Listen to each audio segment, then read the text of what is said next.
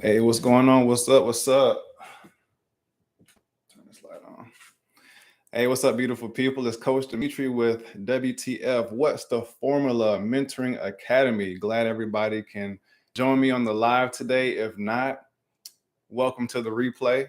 I'm going to be dropping some information on you that you can use in your personal life as well as in your teen and your child's life, because here at the WTF Academy, we not only teach adults how to win through focus, but we mainly prioritize the next generation, the Gen Zers, to be able to win through focus. And that's what WTF stands for. That's the second definition of WTF. We know the WTF stands for What's the Formula? But here at What's the Formula, we teach your teens how to also WTF, which is win through focus. And today's focus is all about the factors of success. And there are three factors for success today. So let me go ahead and jump right into it. But before I do, let's go ahead and talk about what success is. All right. So many people are often comparing themselves on social media to other people and saying that they're successful because they have this car, this house, this girlfriend, this boyfriend, this spouse, these kids, whatever, we tend to put value on as far as what other people are showing us on social media. We tend to equate that success in their life, or what they can or what they think success is for them. We tend to adopt that same mentality of success on ourselves. So we must first unlearn what success is, because it's different for everybody. So what is success to you? I ask you this question. Have you thought about it? Is it money? Is it happiness? Is it freedom? Or is it really just copycatting what other people are showing success is to them on social media? All right. Before we determine the factors of success, we must first determine what success is. All right. Now, think about that for a second. I can't answer that for you. You must chew on that for yourself. All right. But we must understand what success is for ourselves. Now, once we've determined what success is, now we must have a vision and a plan of action to achieve that success. Many people tend to think, oh, I can just have a desire to want more, or I want to be able to travel, or I want to be able to uh, quit my job. All right, that's cool. That desire is wonderful. That's a perfect desire to have, right? But you must have a plan of action, because a desire without action is delusion. You must be able to put your feet to the pavement and walk towards your goal, walk towards your vision with a plan of action in order to make that vision succeed. And that goes back to the definition of success. You must be able to first define success and then put your feet to the pavement and walk towards that success by having a vision, by having a plan of action in place that you can execute. All right. So, how does this process look from taking the concept of a desire that we have in our mind of what we want, and then translating that into actual actionable steps that we can use to be able to fulfill our vision of what success means to us? Let's go ahead and jump into that. So the process goes desire, vision, breathe life into your vision, plan of action, execute, and then most importantly, self accountability. So let's break that down. Desire, like I said before, desire is, everybody has a desire. We all desire something in life. It could be kids, it could be money, it could be freedom, right? But that desire means nothing if we don't envision ourselves actually living that life. How many people have, said, "Oh, I want this, but I don't know if I can have it because of the side of town that I grew up on, or the family I was raised by." Right? Many people have the desire to want more in life, but they don't see that vision for themselves. All right, it's called cognitive dissonance. They believe one thing, but then they also believe this thing that they can't have it. So they believe that they want that desire, but on the other side of the coin, they really don't see themselves with it. They have two, they hold two thoughts in their mind as true, but those thoughts are opposing. It doesn't make sense. That is called cognitive dissonance. All right. Many people suffer from that. So don't fall victim to that. So desire must turn into vision. You must see yourself with and with the thing that you desire. And then once you see yourself with that, once you have that vision and you believe wholeheartedly that you can attain that, then you must breathe life into it, right? You must actually understand that you need to take action. You must understand that, hey, it's going to require my effort to be able to make this thing happen. And then that leads into a plan of action. So many people, have that desire, then they have the vision, and they breathe life into it by understanding that they need to take action. And then when it comes time to plan for action, then they like, oh, it's a little too much work. I have a job. I'm too tired after work. I don't know the first step to take to be able to achieve that vision that I have for myself. And then most people tend to stop with the planning of action because we always tell our mentees in the WTF, action takers are money makers.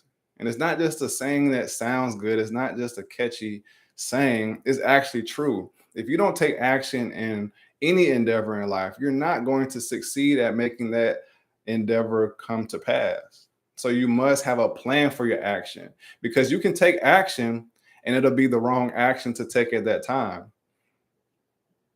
So, say for instance, if you want to start a business, there's many different components to a business. You have marketing, you have sales, you have operations, you have HR, and you may be taking action in something that you are not even really good at.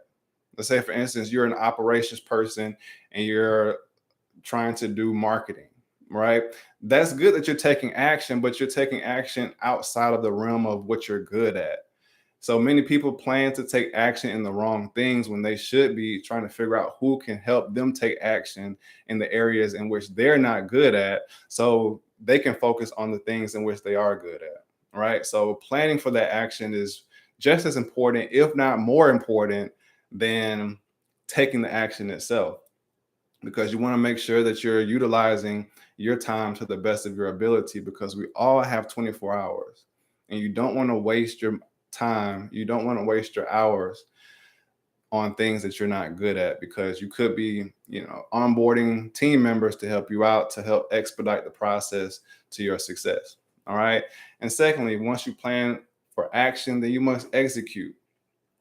I kind of talked about that previously, but execution is not just about, finding the right people to put in place to be able to, make things happen that are going to contribute to your success. But execution is really about being consistent. And that's going to take me into the final point as well. But execution is about the taking action part. Once you plan the action, then you must consistently, that's the key word, consistently execute your action, right? Because I like to think of action execution as a momentum freight train.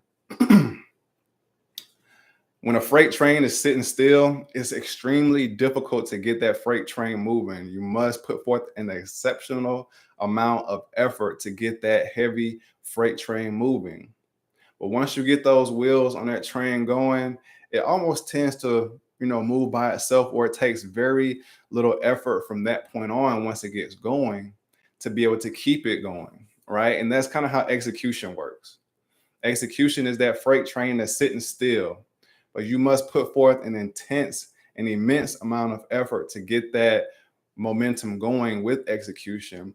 And you can only do that by being consistent, right? So that leads me to the last point for this first point of how to attain success by 3 factors.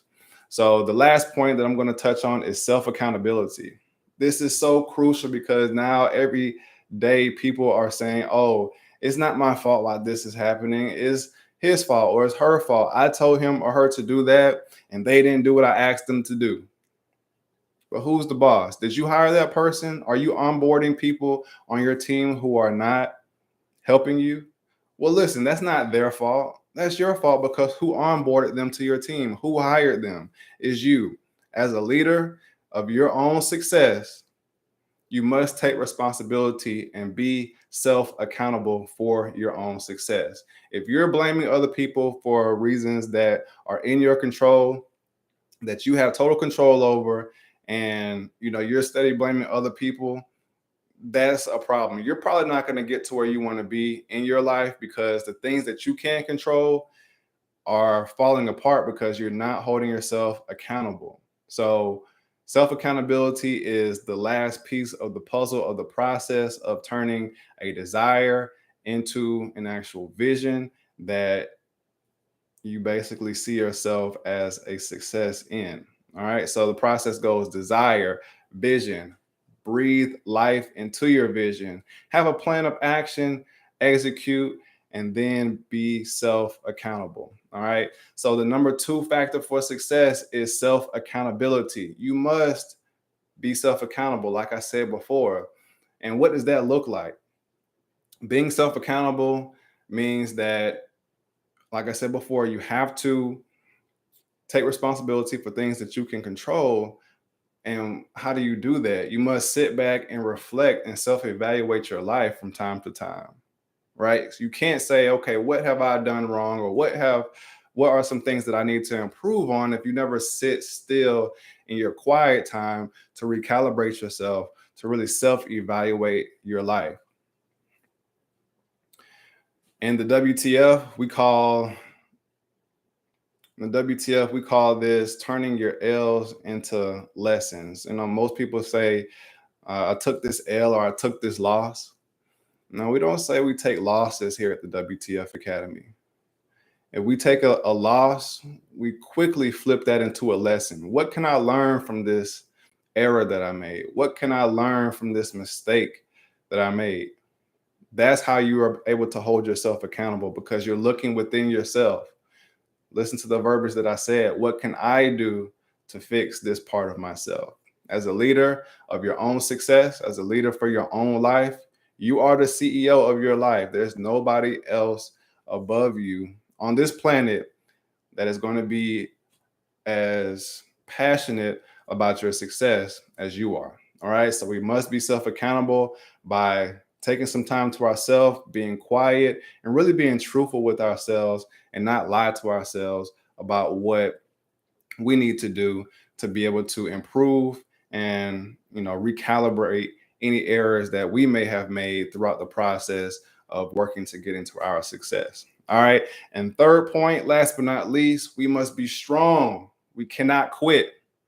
Right? Failure is not an option. You can have the highest desire. You can go through the process that I spoke about in the first factor about the vision, breathing life into your vision, having a plan of action, executing, holding yourself accountable, and then taking all the steps to be accountable, reflecting on yourself, making the adjustments to recalibrate any errors that you've made. All that means nothing if at the end of the day you just throw up your hands and quit. All right. The third factor for success is you must be resilient. I have 7 tattoos. I'm not proud of them, but one of the tattoos that's on my ribs, that's the last tattoo I got. It says resilient. And that's something that I really do stand by. And I teach my mentees to not quit, especially if it's something that you're passionate about, right? Because the pain of sacrifice is a lot less than the pain of regret of quitting. Let me say that again. The pain of sacrificing to get where you want to be successful, the pain of sacrificing is a lot less than the pain of regret, knowing that you could have gotten to the level of success that you desire, but you quit. That pain of quitting, knowing that you could be somewhere, but you're not, you can never outlive that pain. So the temporary pain of sacrifice to getting where you want to go is well worth it, y'all. And that's just a little bit of what we teach our mentees here at the WTF Academy. The 3-step process of success is first. Well, this is not the first step, but the precursor for the 3 steps that you must understand what success means to you and not compare your definition of success with other people's definition of success. And then the three factors of success is you must have a vision and a plan and not just have a desire. All right. Secondly, you must hold yourself accountable and actually take time, take a break, and to recalibrate and to really understand the mistakes that you made. And so that way you can turn your losses into lessons. All right. And third, last but not least, you must be strong and don't quit. When tough times come, you must be able to withstand that storm and continue to push through it. There's a saying that goes, I believe it's Theodore Roosevelt or some famous president. Somebody said, if you're going through hell, keep going, right? If you're going through hell, don't stop there. You're going to just sit there and cook. No, keep on pushing forward. Nothing lasts forever. Nothing good lasts forever. Nothing bad lasts forever. We must continue to persevere and be resilient. All right. So if you enjoyed the content, if you feel like you know a teenager who could benefit from learning how to be successful in their own definition, in their own right, to be able to find success in their life outside of going to a 9 to 5 job or outside of going to the military, leave us a comment below. Hit me up in my DMs. I'll be more than happy to give you more information about what the WTF Mentoring Academy is all about. And I look forward to speaking with you and seeing you later on. I enjoy speaking with you all. I'll talk to you soon. Peace.